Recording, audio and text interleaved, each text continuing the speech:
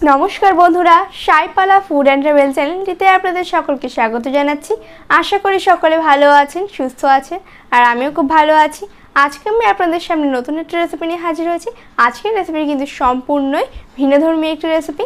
আজকের আমার এই রেসিপিটির নাম হলো প্রন মালাই বিরিয়ানি। আজকের এই প্রন মালাই বিরিয়ানিটি কী করে খুব সহজে তৈরি করা যায় এবং বাড়ির সকলকে তৈরি করে একবারে চমকে দেওয়া যায়, চলুন আজকে সেই রেসিপিটি আপনাদের সাথে শেয়ার করব। আর বেশি দেরি না করে শুরু করা যাক।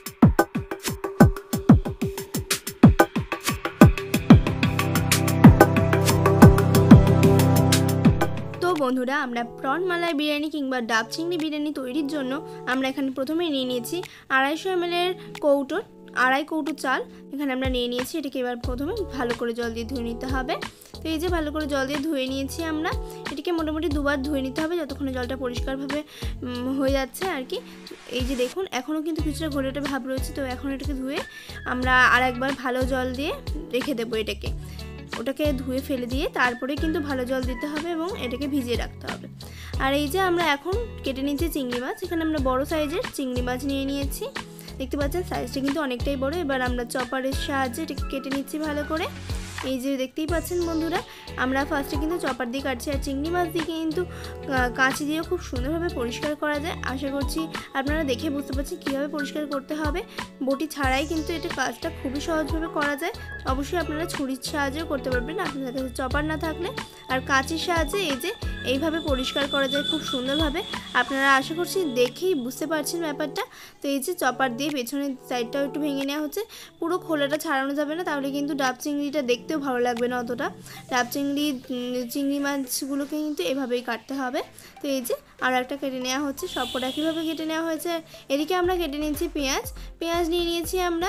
এখানে মোটামুটি অনেকগুলো পেঁয়াজ লাগবে। বিরিয়ানিতে যতগুলো পেঁয়াজ দরকার হয় আমরা লাস্টে বলে দেবো। তো এই যে আমরা এখানে পেঁয়াজগুলো এবার কেটে এভাবে জল দিয়ে প্রথমে ধুয়ে নিচ্ছি, তারপরে এটাকে পুরো কুচি কুচি করে কেটে নিতে হবে। এগুলো দিয়ে বেরেস্তা তৈরি হবে, ওই জন্য কুচি কুচি করে কাটতে হবে পেঁয়াজগুলোকে। তো এই যে আমরা কেটে নিচ্ছি, এইভাবে আমরা সমস্ত পেঁয়াজগুলো কেটে নেব। এই যে দেখতেই পাচ্ছেন বন্ধুরা কত সুন্দরভাবে পেঁয়াজগুলো কেটে নেওয়া হচ্ছে। ছুরির সাহায্যে কেটে নিচ্ছে আমার মা।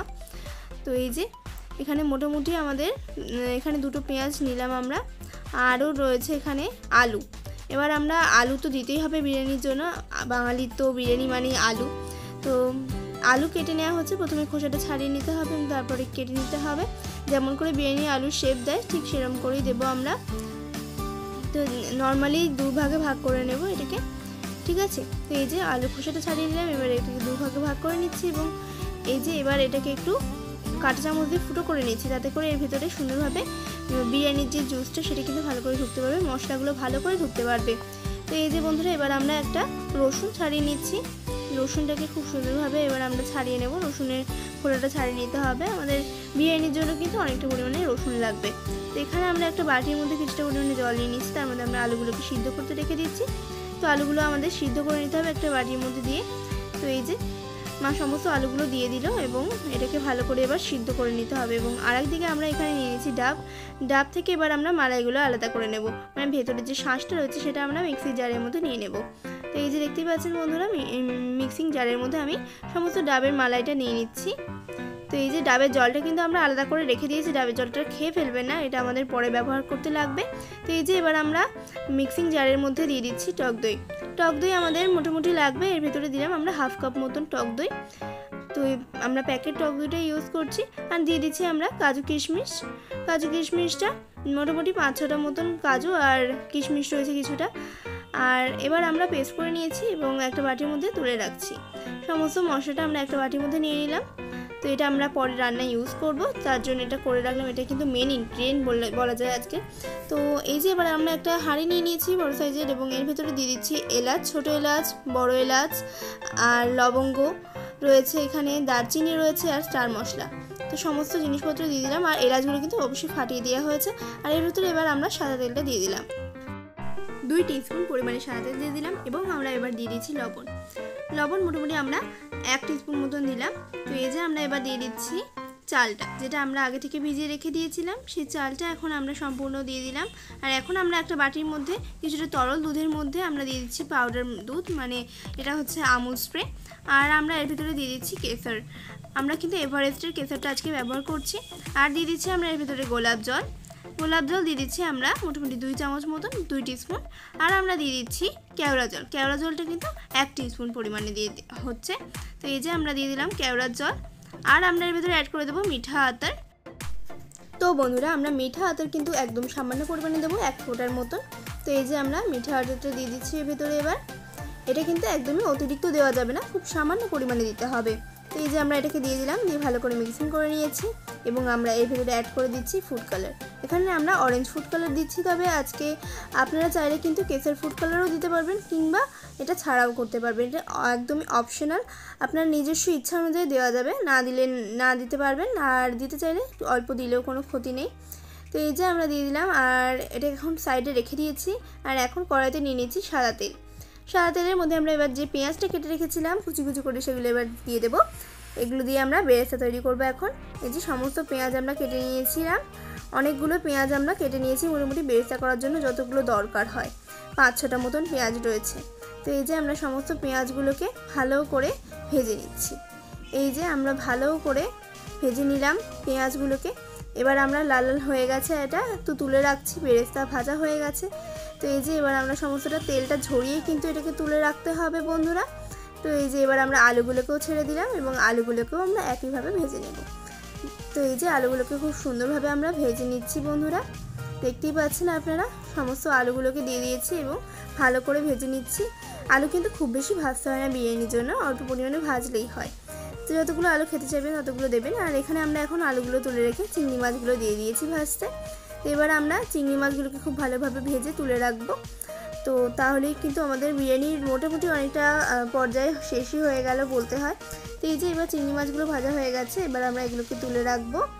এই যে খুব সুন্দরভাবে সমস্ত চিংড়ি মাছ ভাজা হয়ে গেছে। চিংড়ি মাছগুলো কিন্তু একদম বিগ সাইজ, খেতে যে লাগবে না, অবশ্যই কিন্তু একবার অন্তত বাড়িতে ট্রাই করবেন, একদম ভুলবেন না ট্রাই করতে। বাড়ির সকলকে খাওয়াবেন, সকলেরই আশা করছি খুব খুব খুব ভালো লাগবে, একটা নতুন ধরনের স্বাদ পাবেন মুখে। তো এই যে এবার আমি সমস্ত চিংড়ি মাছগুলো তুলে রাখলাম, এবং এবার আমি যে দুধটা ভিজিয়ে রেখেছিলাম, দুধে কেশর, ফুড কালার, গোলাপ জল, মিঠা আতর সমস্ত কিছুর মধ্যে এবার আমরা বিরিয়ানি মশলা দিয়ে দিলাম। বিরিয়ানি মশলাটা দিয়ে ভালো করে মিক্সিং করে রেখে দিয়েছি। তো বন্ধুরা এখন আমরা দেখতে পাচ্ছেন আপনারা, এখানে আমরা দিয়ে দিচ্ছি রসুন আর কাঁচা লঙ্কার পেস্ট। আর আদা বাটাটা আমরা আদাটা দেবো না, আদা শুধু রসটা দেবো। আদা পেস্ট করে নিয়েছিলাম আমরা, এটা কিন্তু শুধুমাত্র রসটা আমরা এর ভেতরে দিচ্ছি। আর এবার আমরা এর ভেতরে দিয়ে দিচ্ছি যে মালাইটা আমরা পেস্ট করে রেখেছিলাম, মালাইটা টক দই দিয়ে, কিশমিশ দিয়ে, কাজু দিয়ে, সমস্ত কিছু দিয়ে এবার এটা আমরা দিয়ে দিচ্ছি। কিছুটা জল মিশিয়ে নিয়েছিলাম এর ভেতরে আমরা। আর এবার আমরা ভালো করে সব কিছু মিশিয়ে নিচ্ছি, মানে মেখে নিচ্ছি সমস্ত কিছু। সমস্ত মশলা যাতে চিংড়ি মাছের গায়ে ভালো করে মেখে যায় সেটার দিকে লক্ষ্য রাখতে হবে। এবারে কিছুটা দিয়ে দিলাম আমরা পেঁয়াজ বেরেস্তা করার তেলটা। আর আমরা দিয়ে দিচ্ছি যে আলুটা আর পেঁয়াজ বেরেস্তাটা রেখে দিয়েছিলাম, সেটা আমরা এখন এর ভিতরে অ্যাড করে দেবো। দিয়ে ভালো করে একসাথে ভালো করে এটাকে আমরা মেখে নেব। এবার আমরা এর ভিতরে অ্যাড করে দেব যে মশলাটা আমরা আগে থেকে রেডি করে রেখেছিলাম, দুধ, কেশর, বিরিয়ানি মশলা সব কিছু দিয়ে, সেটা আমরা এবার এর ভিতরে অ্যাড করে দিচ্ছি কিছুটা পরিমাণে, কিছুটা রেখে দিলাম। তো এখন এটাকে আমরা ভালো করে সমস্ত কিছু একসাথে মিশিয়ে নেব। তার আগে দিয়ে দিচ্ছি চিনি। তো আমরা এর ভিতরে দিয়ে দিলাম 1 টিস্পুন পরিমাণে চিনি। তো এবার এটাকে ঢাকা দিয়ে রেখে দিয়েছিলাম কিছুক্ষণের জন্য। এবার আমরা এর ভিতরে দিয়ে দিচ্ছি হলুদ, খুব সামান্য পরিমাণে হলুদ গুঁড়ো দিয়ে দিলাম। এবং আমরা এর ভিতরে এখন দিয়ে দিচ্ছি লবণ, স্বাদ অনুযায়ী লবণ দিয়ে দিলাম। দিয়ে ভালো করে আমরা এটাকে এবার রেখে দিলাম একটা সাইডে। এবং এবার আমি একটা হাঁড়ি নিয়ে নিয়েছি, পাতানো টাইপের হাঁড়ি নিয়ে নিয়েছি। এবার এর ভিতরে ঘি মাখিয়ে নেব ভালো করে, খুব সুন্দর করে ঘি মাখিয়ে নেওয়ার পরে এবার আমরা এর ভিতরে চিংড়ি মাছগুলো দিয়ে দিচ্ছি একে একে। তলায় আমি আগে চিংড়ি মাছগুলো দেবো, তারপরে আমি এর ভিতরে আলু টালু সমস্ত কিছু দিয়ে দেবো আর কি। তো এই যে দেখতেই পাচ্ছেন বন্ধুরা কত সুন্দরভাবে ম্যারিনেটটা হয়ে গেছে। তো এই যে এবার আমরা সমস্ত ইনগ্রিডিয়েন্টগুলো হাঁড়ির তলায় বিছিয়ে দিলাম। আর এবার আমরা এর ওপর দিয়ে দেবো ভাত। আগে এর তলায় আগে আমরা যে মশলাটা মাখিয়ে রেখেছিলাম আর কি চিংড়ি মাছ আলু দিয়ে, সেটা আগে দেবো, তার ওপর দিয়ে আমরা ভাতটা দেবো, ঠিক আছে, যাতে এইগুলো জিনিসগুলো ভালো করে কুক হতে পারে, সেই জন্য আমরা আগে এগুলো দিচ্ছি।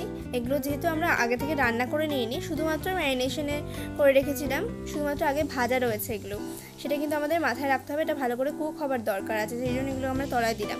আর এবার এর উপর দিয়ে আমরা দিয়ে দিচ্ছি ভাত, যেটা আমরা আগে থেকেই রেডি করে রেখেছিলাম। তো এই যে বন্ধুরা এবার আমরা এর উপর দিয়ে দিচ্ছি, দেখতেই পাচ্ছেন যে মশলাটা রেখে দিয়েছিলাম দুধে ভেজানো কেশর মিশিয়ে, তো সেটা আমরা এখন এর উপর দিয়ে দিচ্ছি। সমস্ত মশলাটা আমরা এর উপর দিয়ে দিয়ে দিলাম। এই যে খুব সুন্দরভাবে রেডি হয়ে গেছে। ভাতটা কিন্তু আমাদের পুরোপুরি ভাত রেডি করা নেই, পুরোপুরি যদি রেডি করা থাকে তাহলে কিন্তু এটা আবার অতিরিক্ত গলে যাবে। বিরিয়ানি তৈরি হওয়ার সময় এটা আমাদের 60% মতন কুক রয়েছে। তো এখানে রয়েছে আমরা এর উপর দিয়ে দিয়ে দিলাম ডাবের জল, আর যে বেরেস্তাটা ভেজে রেখেছিলাম কিছুটা বাজিয়ে রেখেছিলাম সেটা এখন এর উপর দিয়ে আমরা দিয়ে দিলাম। বন্ধুরা এই যে রেডি হয়ে গেছে মোটামুটি আমাদের। তো এবার এর উপর দিয়ে আমরা আটা মাখাটা দিয়ে দিচ্ছি। আটা আমরা আগে থেকে মেখে রেখেছিলাম, তো সেটা এখন এই হাঁড়ির ওপর দিয়ে আমরা দিয়ে দেবো ভালো করে, যেহেতু আমাদেরকে ফিল করতে হবে হাঁড়িটাকে, নাহলে কিন্তু বিরিয়ানির ভাবটা বেরিয়ে যাবে, সেক্ষেত্রে কিন্তু ভালো করে কুক হবে না চিংড়ি মাছ।